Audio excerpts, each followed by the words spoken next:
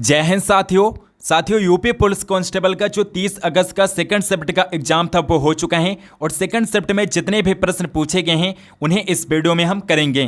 तो दोस्तों आप इस वीडियो को पूरा देखिएगा, इससे आपको एक हिंट मिलेगा कि किस तरह के प्रश्न आपके यूपी पुलिस कांस्टेबल में पूछे जा रहे हैं और साथ में एग्जामिनर अगर इन प्रश्नों को रिपीट करता है तो आप आसानी से इन प्रश्नों को कर लेंगे। तो आप इस वीडियो को पूरा जरूर देखिएगा। सबसे पहले हम हिंदी के प्रश्नों को करेंगे एंड उसके बाद में हम जीएस के प्रश्नों को करेंगे। तो हिंदी का पहला प्रश्न पूछा गया था, अभागा सुख से वंचित रह जाता है के अर्थ के लिए सही लोकोक्ति कौन सी हैं। तो लोकोक्ति पूछी गई थी, अंधा बटेर कीचड़ खाए, इस क्वेश्चन का राइट आंसर हो जाएगा। तो अगर आपने ऑप्शन बी लगाया था तो आपका आंसर सही है। गमन शब्द को विपरीतार्थक बनाने के लिए किस उपसर्ग का प्रयोग करेंगे। गमन शब्द का विपरीतार्थक बनाने के लिए किस उपसर्ग का प्रयोग करेंगे।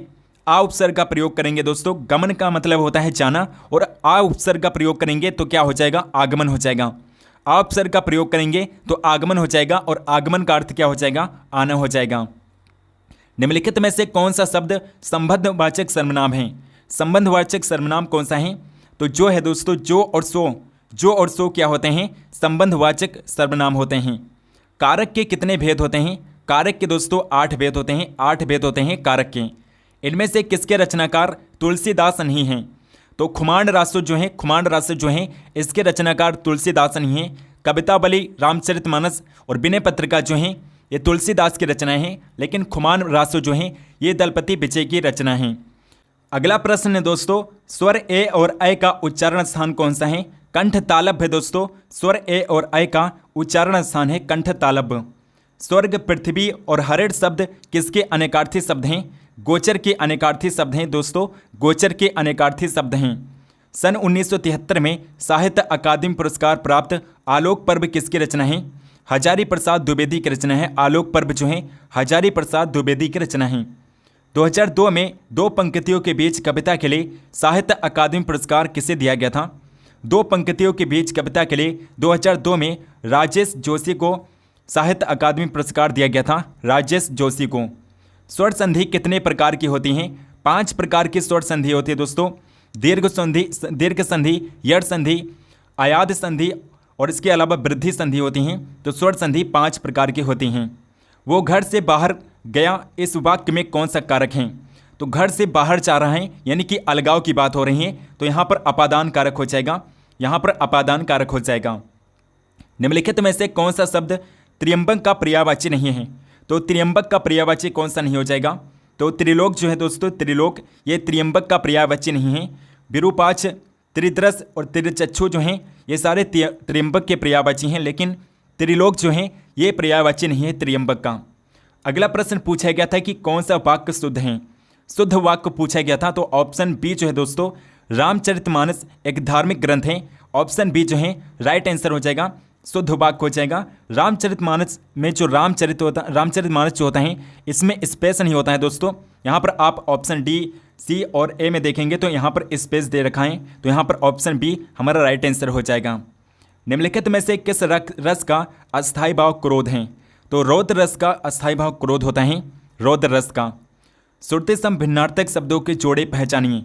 तो अपेक्षा और उपेक्षा राइट आंसर हो जाएगा, अपेक्षा और उपेक्षा राइट आंसर हो जाएगा। नेक्स्ट क्वेश्चन है कि परीक्षा शब्द निम्नलिखित वर्गों में से किस वर्ग में आता है। तो परीक्षा शब्द जो है ये दोस्तों किस वर्ग में आता है। परीक्षा जो है ये एक तत्सम शब्द है, परीक्षा तत्सम शब्द हैं। कर्मवाच्य में प्रधान होता है। तो कर्मवाच्य में प्रधान क्या होता है, कर्म होता है दोस्तों, कर्म जो है कर्मवाच्य में प्रधान होता है। चंद्रमा तथा ब्राह्मण के लिए एक शब्द है, द्विज शब्द का प्रयोग किया जाता है। चंद्रमा और ब्राह्मण के लिए द्विज शब्द का प्रयोग किया जाता है। अगला प्रश्न है कि पंकज में कौन सा समास है। पंकज में दोस्तों कौन सा समास है, बहुब्रीहि समास है। पंकज में बहुब्रीहि समास है। आ बैल मुझे मार का अर्थ क्या है। आ बैल मुझे मार का अर्थ है कि जानबूझकर मुसीबत में पड़ना, जानबूझकर मुसीबत में पड़ना आ बैल मुझे मार का अर्थ होता है। तो यहाँ पर ऑप्शन सी जो है राइट आंसर हो जाएगा। अगर आपने ऑप्शन सी लगाया था तो आपका आंसर राइट है। हर्ष, शोक, घृणा, आश्चर्य जैसे भावों को व्यक्त करने के लिए डैश चिन्ह का प्रयोग किया जाता है। किस चिन्ह का प्रयोग करते हैं, विस्मयाद बोधक चिन्ह का प्रयोग किया जाता है। विस्मयाद बोधक चिन्ह का प्रयोग किया जाता है। विस्मयाद बोधक चिन्ह इस तरह से बनाया जाता है, इस तरह से विस्मयाद बोधक चिन्ह बनाया जाता है। निम्न में से कौन सा शब्द तद्भव है? तद्भव कौन सा शब्द है? तद्भव, तो तद्भव दोस्तों जीव है। जीव जो है तद्भव शब्द हैं। नवल सुंदर श्याम शरीर में कौन सा अलंकार है? नवल सुंदर श्याम शरीर में कौन सा अलंकार है? तो इसमें उल्लेख और उपमा दोनों हो सकता है दोस्तों। तो आप देखेंगे कि कौन सा राइट आंसर हो जाएगा जब आंसर की आएगी इसकी। तो राइट आंसर कौन होगा? तो उल्लेख और उपमा, इसमें से उपमा इनमें से दो में से कोई एक हो सकते हैं। तो आप आंसर की आने के बाद ही सही पता चल पाएगा। खा गा फा ध्वनियाँ किस भाषा की हैं? तो ये अरबी और फारसी भाषा की ध्वनियाँ हैं। अरबी और फारसी भाषा की ध्वनियाँ हैं। ऐसा लगा मानो बम फटा हो, वाक्य में कौन सा अव्यय है? तो स्वरूप बोधक अव्यय है दोस्तों, स्वरूप बोधक अव्यय हैं। विधानमंडल द्वारा पारित या स्वीकृत विधि को क्या कहते हैं? अधिनियम कहा जाता है, अधिनियम कहते हैं। ऑप्शन बी जो है राइट आंसर हो जाएगा। अगला प्रश्न पूछा गया था दोस्तों कि अर्धविराम का सूचक चिन्ह क्या है? तो ऑप्शन नंबर बी जो है ये अर्धविराम है। ऑप्शन नंबर बी अर्धविराम है और ऑप्शन सी में अल्प विराम दिया गया है। ऑप्शन डी जो है योजक चिन्ह है। निम्नलिखित में से किस वाक्य में अकर्मक क्रिया है? तो ऑप्शन नंबर बी जो है पानी बरस रहा है, इसमें कैसी क्रिया है? अकर्मक क्रिया है। पानी बरस रहा है, इसमें अकर्मक क्रिया है। सूची और सूची का अर्थ क्या है? सूची और सूची का अर्थ क्या है? तो सूची का अर्थ होता है सुई और सूची का अर्थ होता है तालिका। तो ऑप्शन सी हमारा राइट आंसर हो जाएगा। निम्नलिखित में से एक वाक्य में विशेषण का प्रयोग नहीं हुआ है। तो किस वाक्य में विशेषण का प्रयोग नहीं हुआ है? तो ऑप्शन नंबर बी जो है वो विद्यार्थी है, इसमें विशेषण शब्द का प्रयोग नहीं हुआ है। वो परिश्रमी है, तो परिश्रमी क्या है? विशेषण है। वो लड़का विद्यार्थी है, तो वो लड़का विद्यार्थी है, यहाँ पर विशेषण शब्द का प्रयोग हुआ है। वो प्रबुद्ध विद्यार्थी है, यहाँ पर भी विशेषण शब्द का प्रयोग किया गया है। लेकिन ऑप्शन नंबर बी जो है वो विद्यार्थी है, ये एक सिंपल सेंटेंस है, सिंपल वाक्य है, साधारण वाक्य, इसमें विशेषण शब्द का प्रयोग नहीं किया गया है।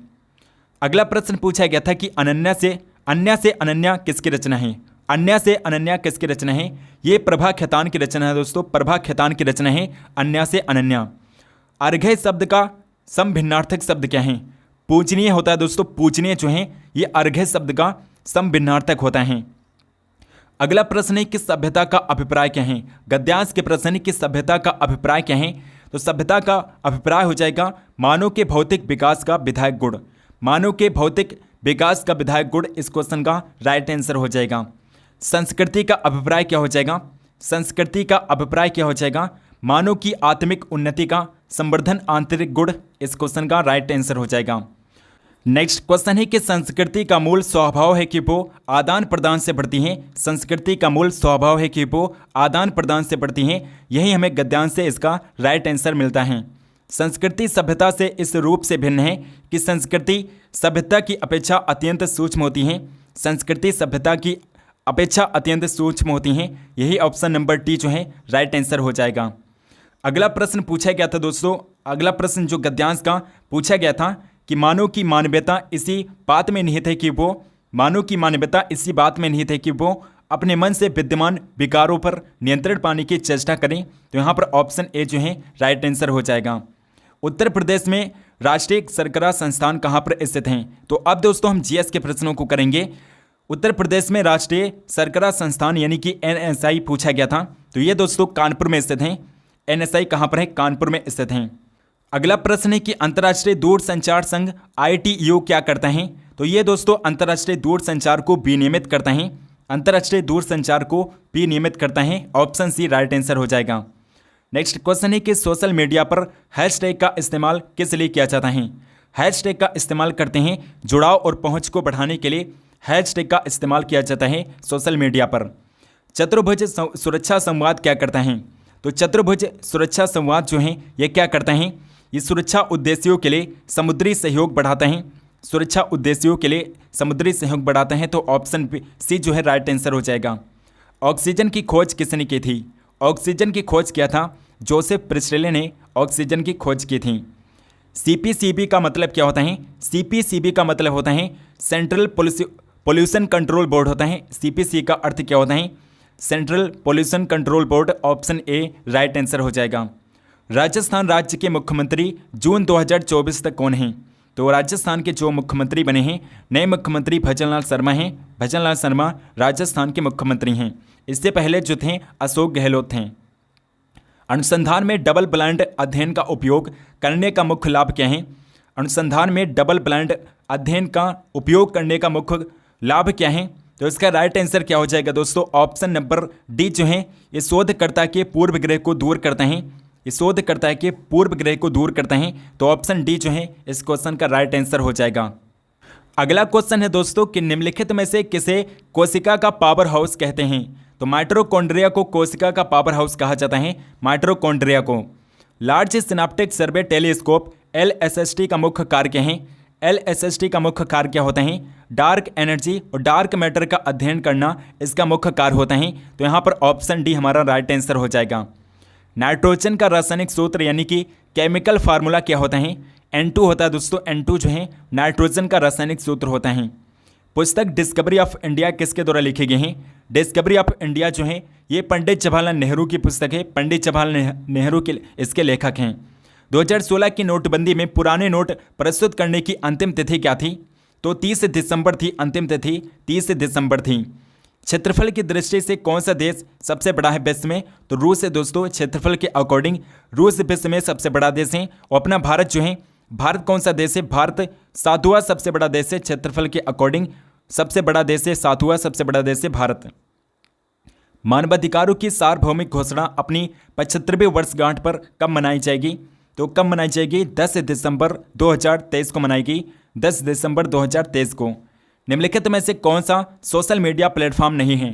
तो नौकरी जो है दोस्तों, नौकरी.com जो है ये एक सोशल मीडिया प्लेटफॉर्म नहीं है। फेसबुक, ट्विटर, इंस्टाग्राम ये सारे सोशल मीडिया प्लेटफॉर्म हैं।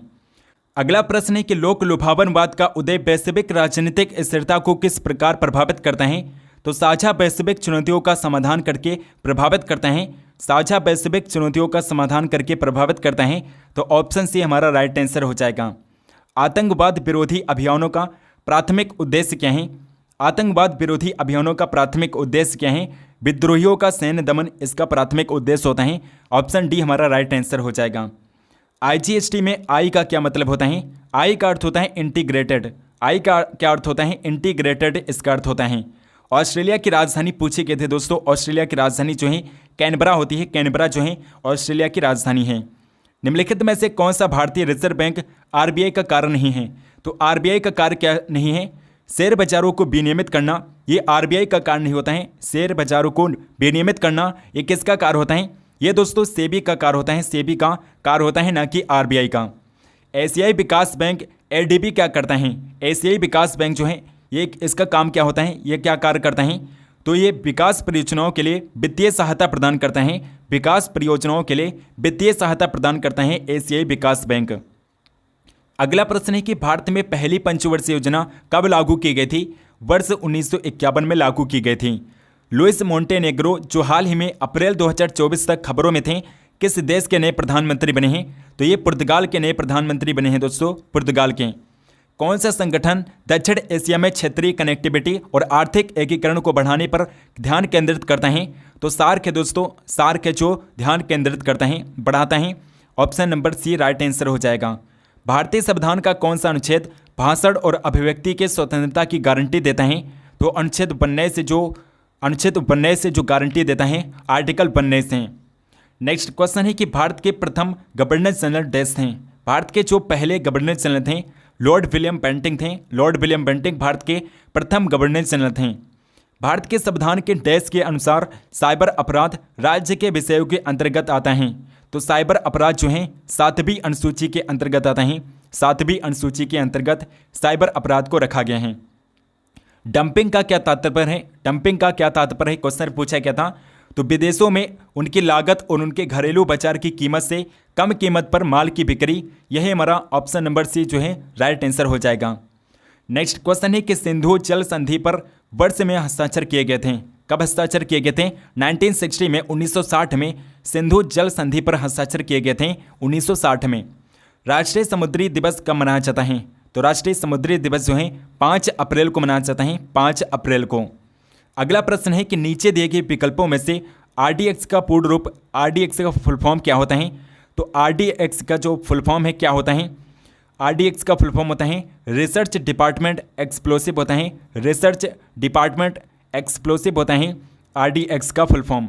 निम्नलिखित में से किसे भारत में रामसर कन्वेंशन के तहत पहला रामसर साइट नामित किया गया था? तो चिल्का झील को दोस्तों पहला रामसर साइट नामित किया गया था, चिल्का झील को। अगला प्रश्न पूछा गया था दोस्तों कि मृच्छकटिका ये छोटी मिट्टी की गाड़ी किसने लिखी है? तो ये शूद्रक की रचना है दोस्तों, शूद्रक की रचना है मृच्छकटिका। कम विकसित देशों में गरीबी मुख्यतः किसके कारण है? आय की असमानता के कारण है। तो ऑप्शन सी हमारा राइट आंसर हो जाएगा। किस खनिज को बारीड सनशाइन यानी कि दबी हुई धूप के नाम से जाना चाहते हैं? तो दबी हुई धूप के नाम से कोयला को जानते हैं, कोल को जाना चाहता है। 2016 में भारत में लागू विमुद्रीकरण नीति का प्राथमिक उद्देश्य क्या था? तो काले धन पर अंकुश लगाना इसका प्राथमिक उद्देश्य था। ऑप्शन बी यहाँ पर राइट आंसर हो जाएगा। नेक्स्ट क्वेश्चन है कि केंद्रीय उत्पाद शुल्क की दरें 12.36 से बढ़ाकर डैश कर दी गई। तो 12.36 से बढ़ा करके 12.50 कर दी गई, 12.50% कर दी गई। तो यहाँ पर ऑप्शन सी राइट आंसर हो जाएगा। दोस्तों यहाँ पर जीएस और हिंदी के हमने प्रश्नों को कर लिया। जीएस और हिंदी के जितने भी प्रश्न पूछे गए थे सेकंड शिफ्ट में, उन सभी प्रश्नों को हमने इस वीडियो में देख लिया है। आई होप कि आपको ये वीडियो पसंद आई होगी। अगर आपको वीडियो पसंद आई है तो आप इस वीडियो को लाइक ज़रूर करिएगा और इस वीडियो को अपने दोस्तों के पास ज़रूर शेयर करिएगा। चैनल को सब्सक्राइब नहीं किया है तो चैनल को सब्सक्राइब कर लीजिए ताकि नेक्स्ट डे जो एनालिसिस कराएं उसके नोटिफिकेशन आप तक जरूर मिल सके, और बेल आइकन को ऑल पर क्लिक कर लीजिए ताकि नोटिफिकेशन आपको आसानी से पा सकें। सो मिलते हैं नेक्स्ट वीडियो में, तब तक के लिए जय हिंद, वंदे मातरम।